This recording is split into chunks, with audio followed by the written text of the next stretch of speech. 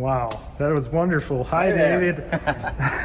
Thanks for having me here. Hey, this is David here. Higgs, professor of organ and department chair at the Eastman School of Music. Could you tell us more about this instrument and what you use it for? Yeah, well, it's an instrument that is sort of, I think we look at it as a teacher to us.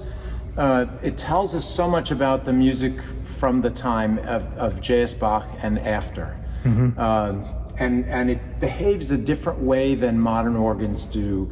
Not only the dimensions of it are different, but the way the sound behaves is different on this organ. So we learn a lot about the music of how to play the music of Bach, because this is an organ that Bach could have walked up the stairs as you did and sat down and played and been very at home. It's built in that Central German style that Bach was so well acquainted with. Is it based on any particular copy of an instrument? Or it is. It's an instrument that currently exists in Vilnius, Lithuania, built by Adam Gottlob Kasparini in this style. Kasparini was a journeyman for the builder Trost, so this is very much the connection to this organ. A lot of similarities. Yeah, I hear Waltershausen in here. Yeah. Which is a great instrument by Trost. On so many organs, we would be very nervous to play on the 8-foot principle for very long by itself. But this 8-foot principle is so interesting.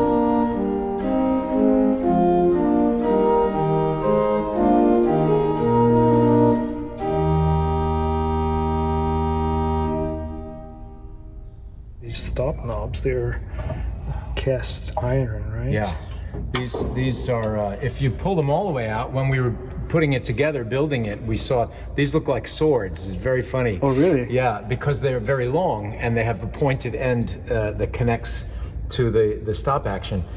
But this was in Vilnius at the time. There's a very active and vital ironworking industry there in the 18th century.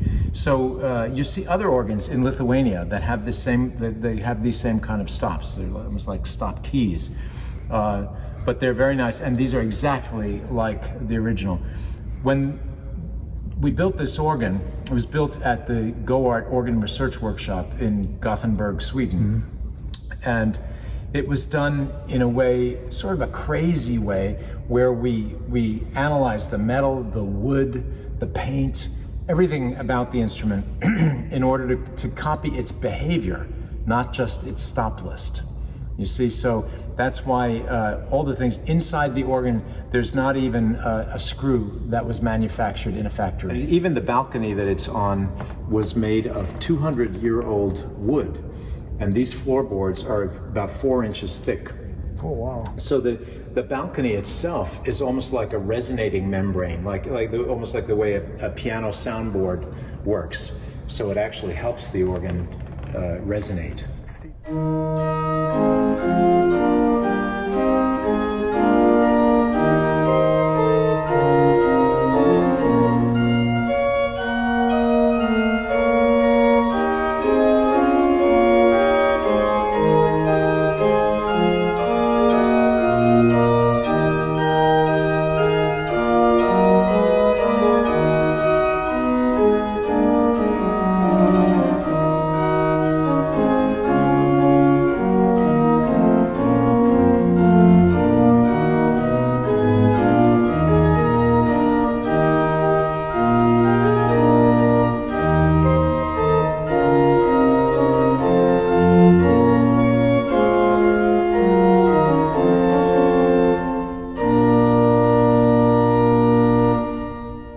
So here's the question: what does this instrument do in an American modern institution?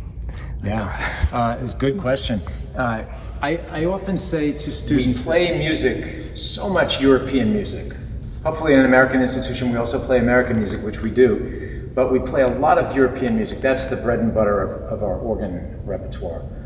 And but how many of us have spent much time with the organs that engendered the music, that gave us this music?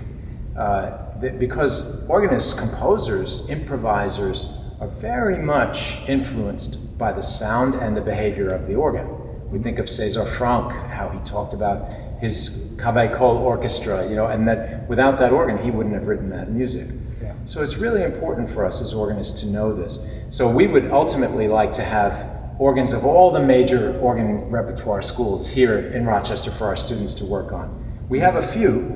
We have an Italian Baroque organ, we have this, we have several wonderful E.M. Skinner organs from the 1920s.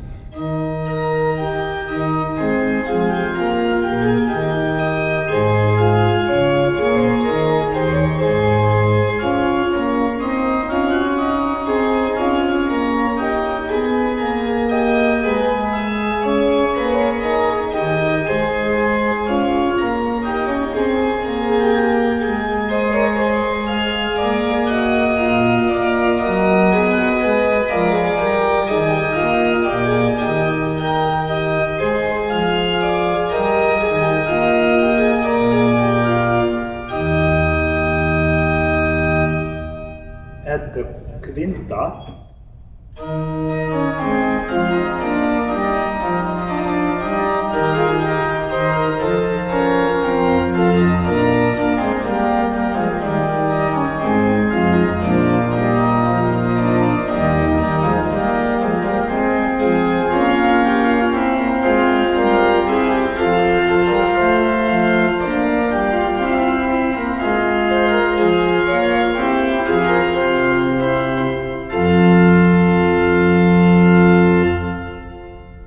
the opportunity to really spend a lot of time working with the instruments and learning the behavior, and then seeing how that makes us react as creative musicians. what was the most striking experience when you first played it? The sound was so arresting. I was like, that you say, I'll do anything to play it. If I have to stretch a little bit more for the octave, I have to jump up and down the bench a little bit more to reach these pedals. You see how much space is between them. These are like when we see the Zilbermann organs, I think especially of the one in Dresden, the big one, that pedal board is even wider than this one. Yeah. But when you play a scale on this pedal board, thinking of something like the beginning of the Bach D major. Oh yeah. You know, it's very easy to make a mistake at the beginning of this piece. Yeah. But these pedals are so big, it's harder to make a mistake. Now, watch when I demonstrate, I'll make a mistake. But usually I don't on this pedal board, but I've made plenty of mistakes on other pedal boards. Yeah. And it almost works almost every time. Yeah. So because they're bigger, they're easier to play. And also it gives a more of heightened sense of virtuosity, in my opinion, because you have to reach, it's a physical work to actually reach the pedal balls as opposed to an EGO pedal board where everything is so ergonomic. Where that it's so close. It's, everything is so smooth, and it's a different kind of technique. You have to work hard, and I think that comes through as a passionate kind of thing in the music. Yeah, when there's a big leap in the music, you want the audience to feel the reaching for that. Like when a singer sings a high note, you know, we're all excited when the singer reaches for that high note. Will they make it? How long are they going to hold it? How loud? And this is the same thing we want to hear in instrumental music. You know, we don't want an octave to just go like that. We want it to be reach for it.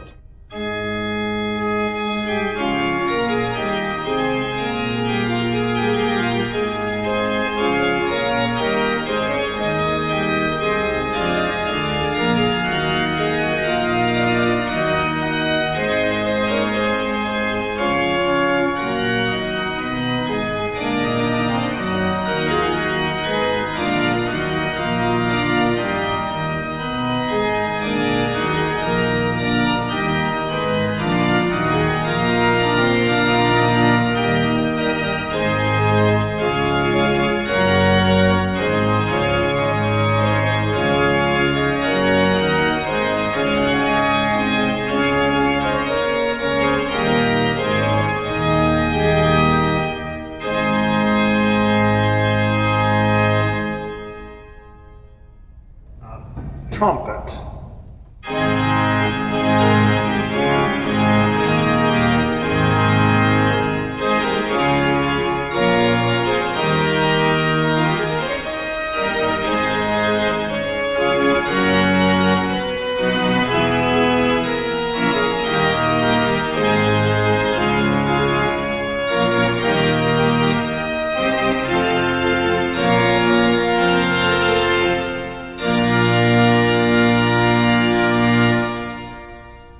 You know, we do music before Bach. Works very nicely on it. There's almost nothing that doesn't work well. What doesn't work well, of course, would be the French 20th century music. That, you know, we have played it, but it's not at home. But there's some contemporary music that works really well. Lots of contemporary music. Our students love to play your music, in fact. Yeah, I was just going to say, I have a volume for historic instruments, And so we play Bach, of course, and we also have gotten into the Bach circle, the people after Bach, and his students. So we have people like Krebs, Homelius, the names are escaping me at the moment, but Kittel, yes, really sound wonderful on this organ. And I think for many years, when we didn't have instruments that were right for that music, we thought, it's a little bit weak, maybe weak, and maybe a little bit silly sometimes. But then when you hear it on an organ like this, you think, this. Now I understand why they wrote music like this. Especially the Posaune.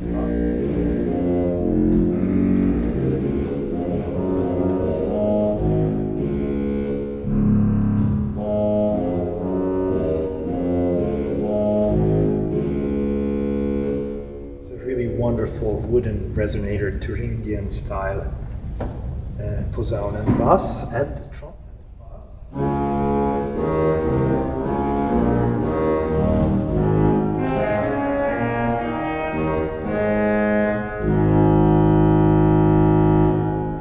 And it goes well. The principle hard to pull.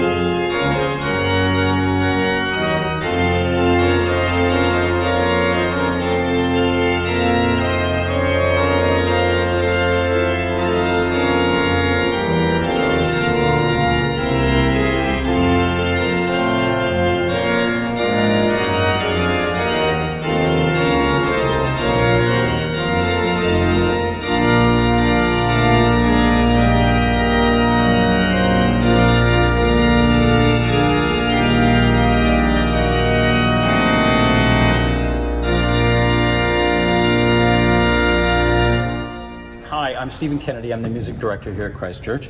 And yeah, this organ has really changed my life, and for the musicians and the parishioners here. To play hymn accompaniments on this organ is unbelievable. This instrument in an Episcopal, how did you get it here and how did people react to it? I think the idea was that this organ was going to be such an important instrument for the community and for the students that it just didn't matter, because there wasn't anything like this kind of reconstruction following a process to get to a goal. And so the church was completely on board. And I, as the music director, thought, well, the Episcopal liturgy really goes back to all the Roman Catholic liturgy, the liturgical music from that line, and we really embrace all of that here, and we do lots of Gregorian chant, and so it really fits in beautifully with our liturgy here. So it's spawned a great deal of music for us here. It's a more romantic kind of thing. We have the celeste here, so what we don't have are the swell boxes, but we...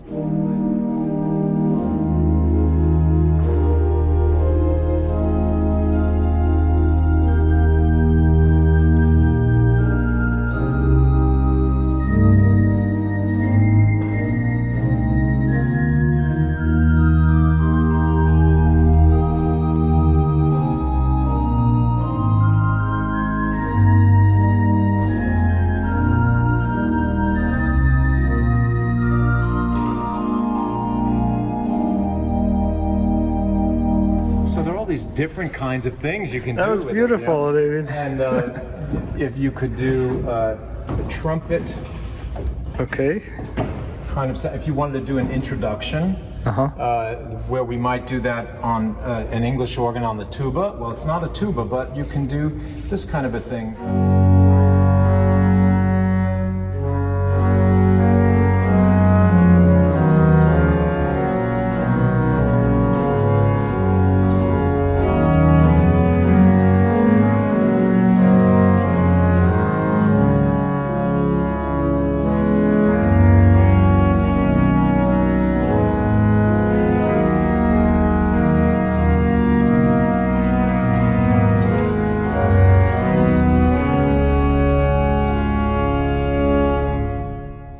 Different ideas, and the congregation sings to this organ so amazingly, and they love singing hymns, wouldn't you? Yes, and I think the temperament is also a factor because the different keys behave slightly differently. It's Neidhart Dorf, small village, and A465, so it sounds a half step higher than what we're normally used to.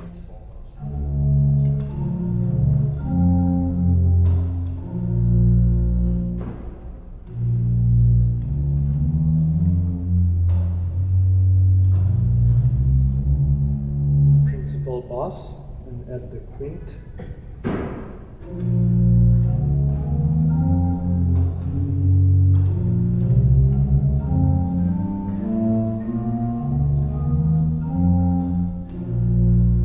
The violin bass, it's really big.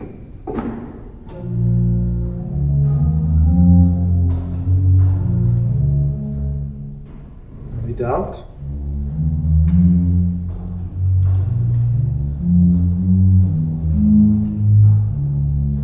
Itself.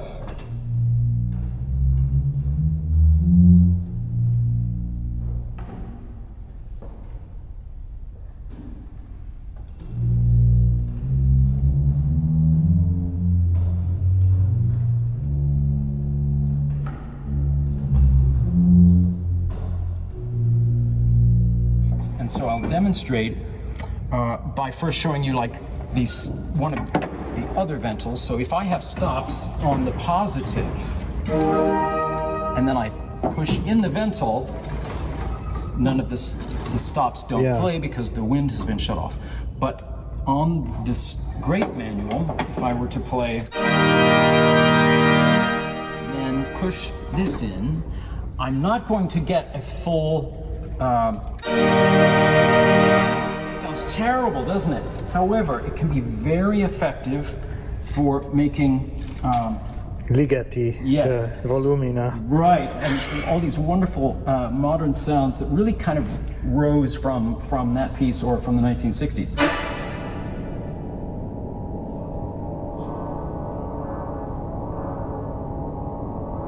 Just slightly bringing some of the lower keys up, and it's having this kind of effect like wind, because it's wind rushing through the pipes.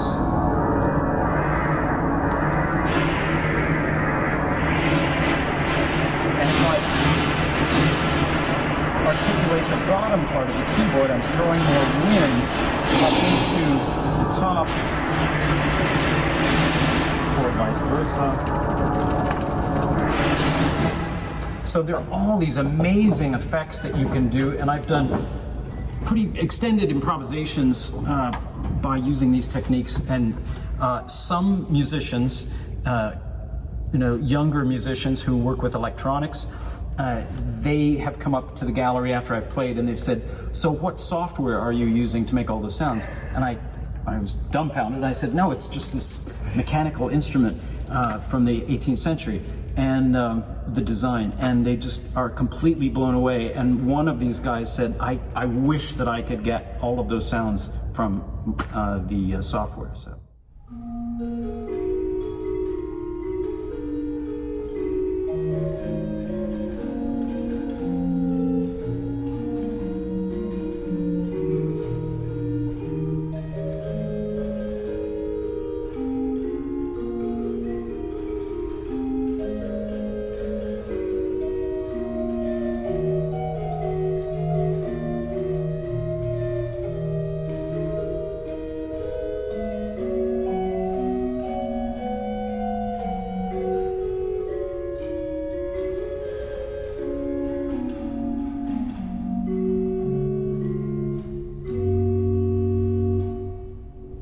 Float traverse.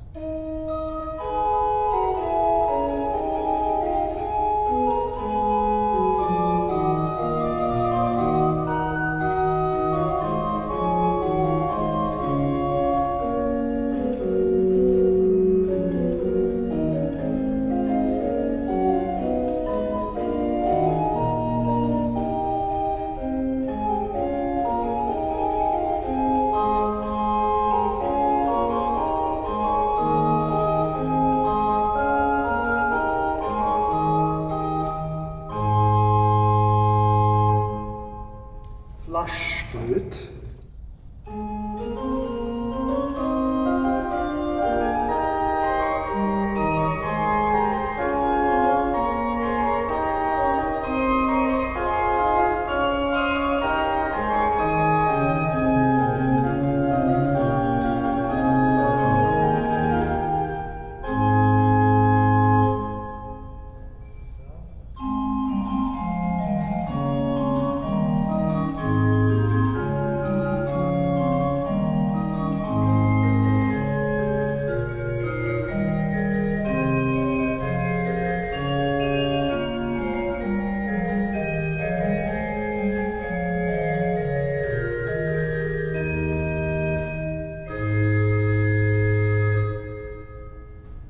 Traverse flute by itself.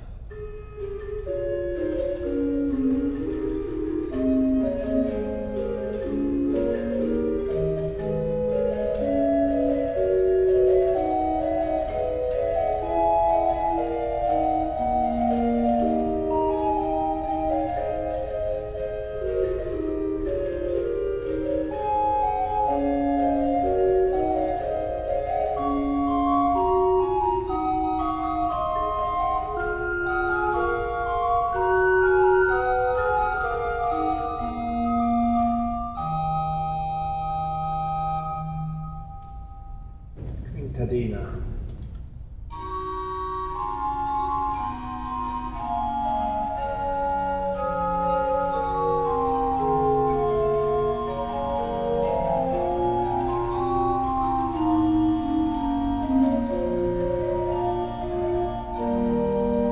Double flute.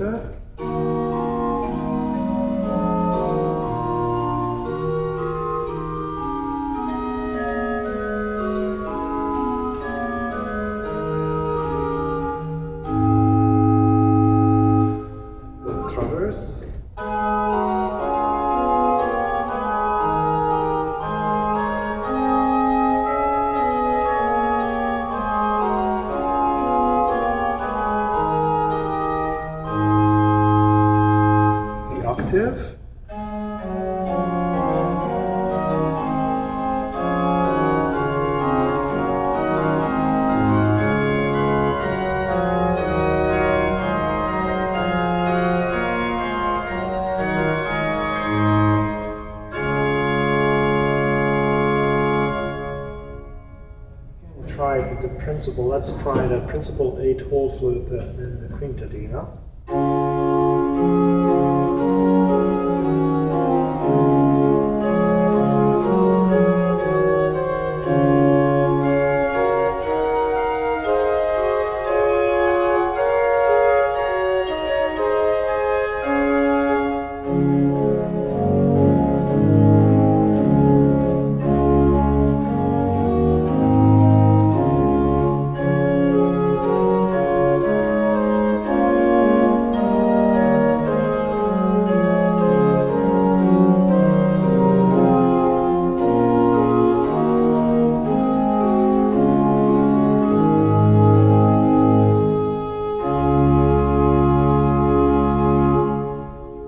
Principal.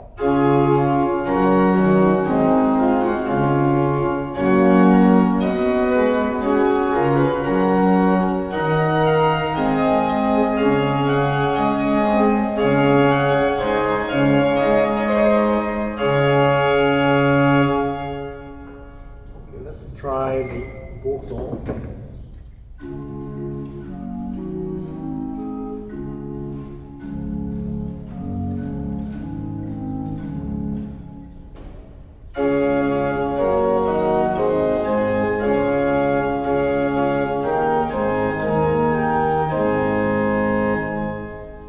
Quintadina.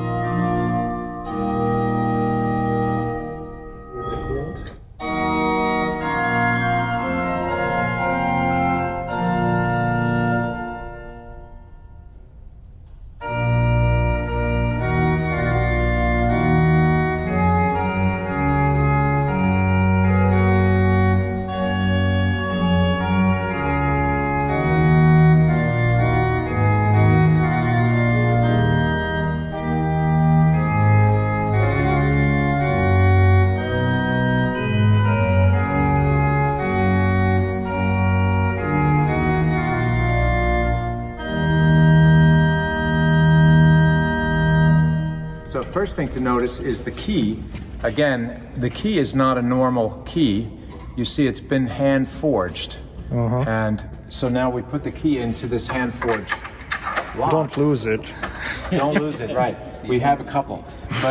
And then even notice the lock. And you see, if we open this door all the way, you can get the light. You see this lock? Yeah, and if you go like this, it's almost like a harp sound. Well, it used to do that. It depends on the temperature. Temperature, yeah. But it will actually make a tone. But this gives you the way into the organ. And then here you see the pedal action. So you see the tracker that goes to the roller there that goes eventually to the pedal. So when you're pressing a pedal, you're rolling that. This then pulls this down and allows the air into the pipe. Here you see the wind chest underneath. This is under high pressure, and either because the motor is on, the blower is on, or because there are people back there treading the bellows, putting the air in here. And you can see how secure this is so that the air can't push the cover off in the dry weather when the wood shrinks a bit. Okay, how many bellows are there? 6 wedge bellows. And you can see that 3 are inflated right now because they're down. Okay. Because there's the electronic blower, which is wonderful for practicing. And how do you usually use this for recitals or something? Yes, oftentimes we would have some of the students tread the bellows, and so they're trained to stand on this platform with one foot, put their hands here on this board, and put their foot. Yeah, so he's using up the wind in the organ now, and we will hear it die away when all of these treads come up.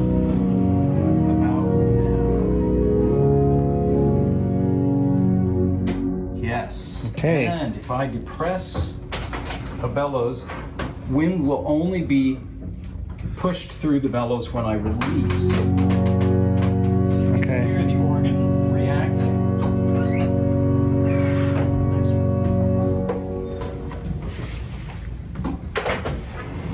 And of course, if you're playing very loudly and using lots of stops, you need 2 bellows treaders. David, could you play something bigger? Play a full sound.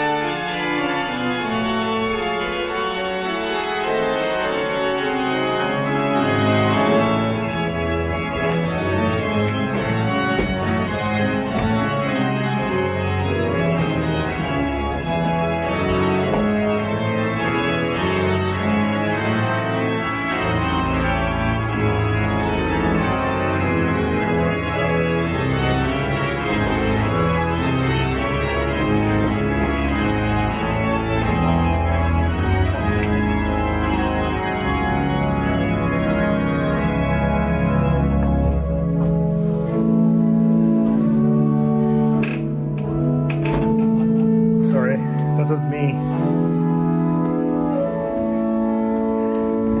It's so hard. You have to be about 125 pounds. I almost can't. I have to put all my weight on it. I'm 135 or so, and it's about, Yeah, with 1 foot I can't even. Yeah, I can't even. And the organ in Vilnius, Lithuania had a second trunk that was directed from this post all the way to the positive. And What is that? we knew that it was added later because it wasn't part of the original design, so it was put in later, but we don't know when. So we did the same here, just to see what the effect would be. So if you pull out this, it opens this chamber, so the wind will go through, but it has to be blocked. So block it from escaping, and then if we pump the organ, the wind goes directly into the positive as well as to the grate and the pedal, and it makes the positive not have any or very little wind reaction to when you're playing on the pedals or on the grate, and so it makes it a firmer wind, a stronger sound, and it's not as beautiful. Start with the principal amabile, amalel.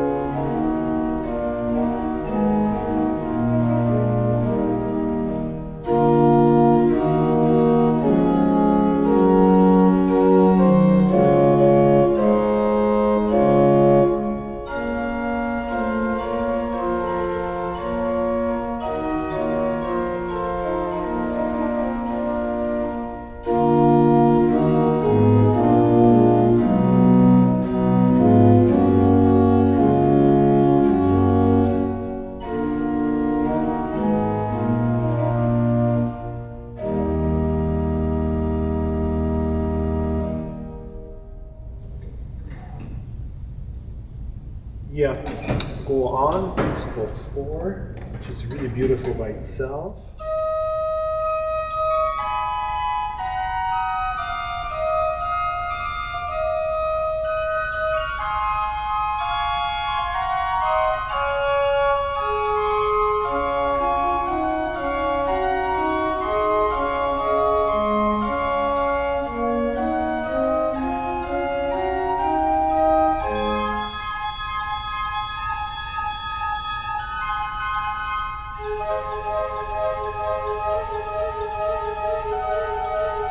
Really works for that passage in the C major concerto.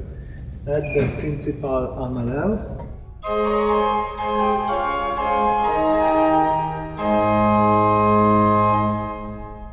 Octave 2.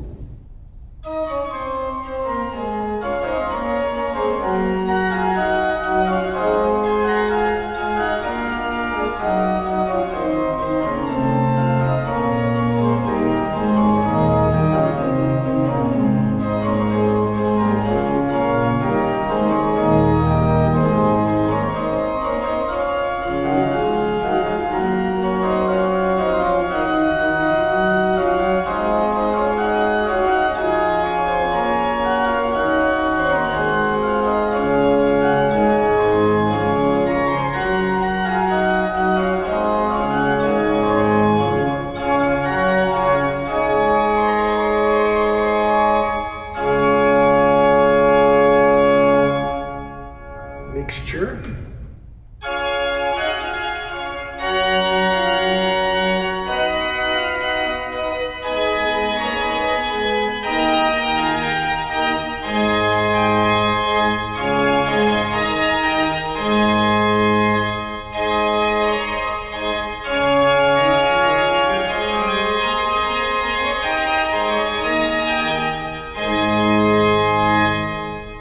If you add the dulce on 16, it becomes 16-foot plenum.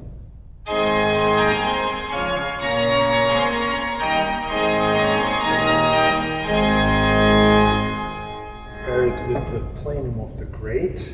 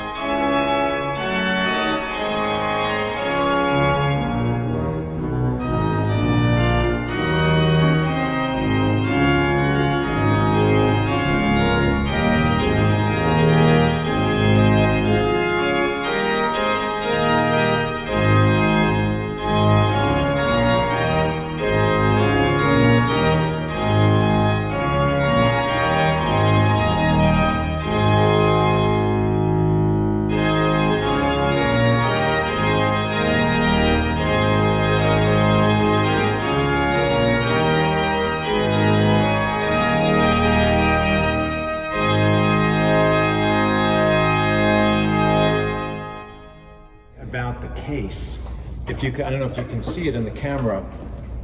If you look at on this side of King David, and then that side of King David, you see the pipe shade, what we call the pipe shades. This is the gold filigree work, and the pipes take up relatively the same field of space on each side. That's, if you measure that, it's about the same between each blue pot pillar there. But if you look at the gold, they're completely different on each side. So look at the top gold filigree on the right, and then look at the one on the left, and you see it's quite different. So proportionally, they occupy about the same amount of space.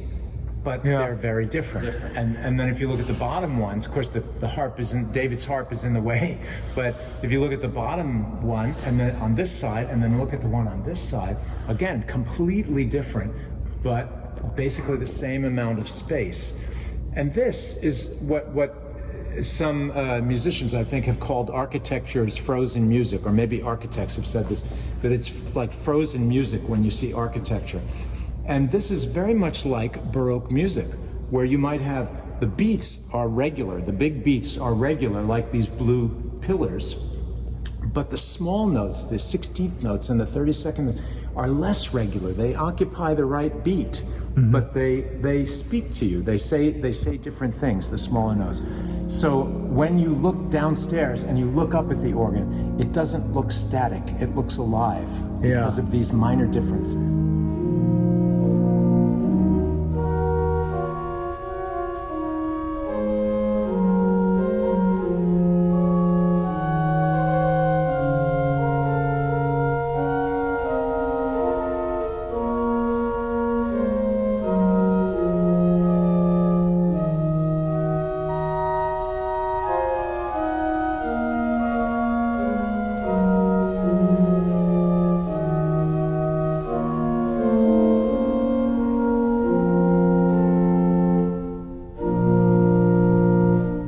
Does it mean Iula? It's We're like not sure. It might mean the sound that the owl makes, or we know the construction of the takeoff on the word Eula. Eula, For in German.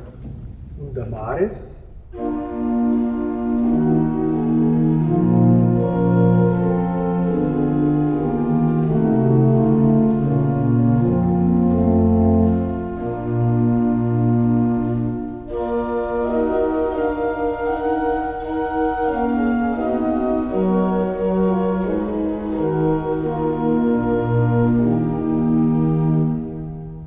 Damaris works really well with the principal.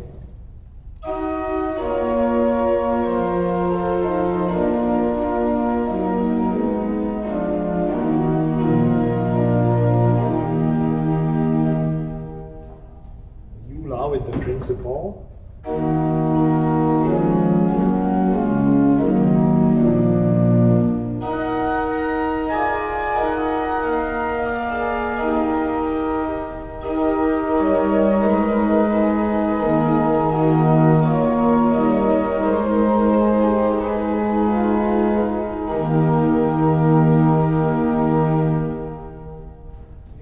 You have two 4-foot flutes on the second manual.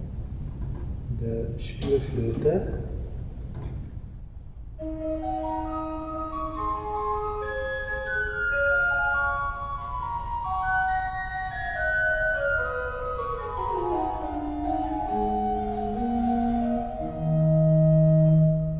The Flaut minor.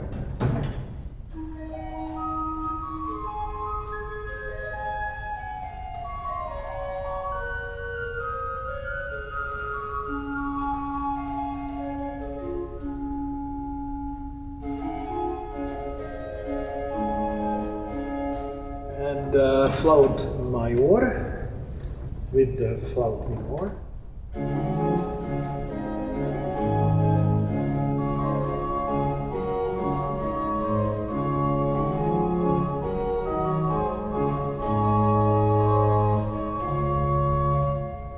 With the Spielflöte.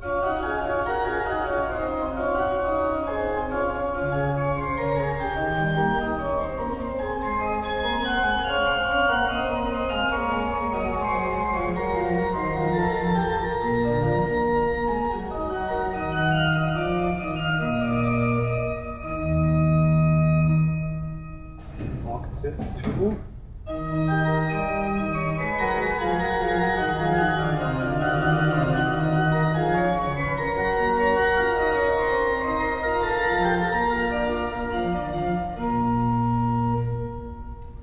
It's the Bach Sumana 8.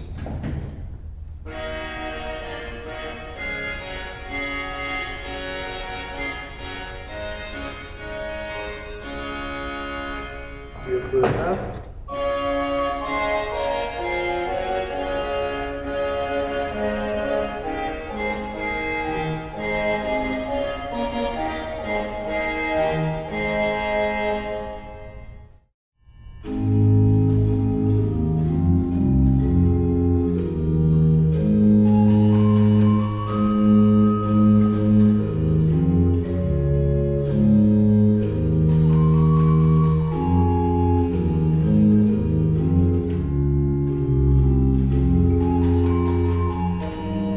Amen.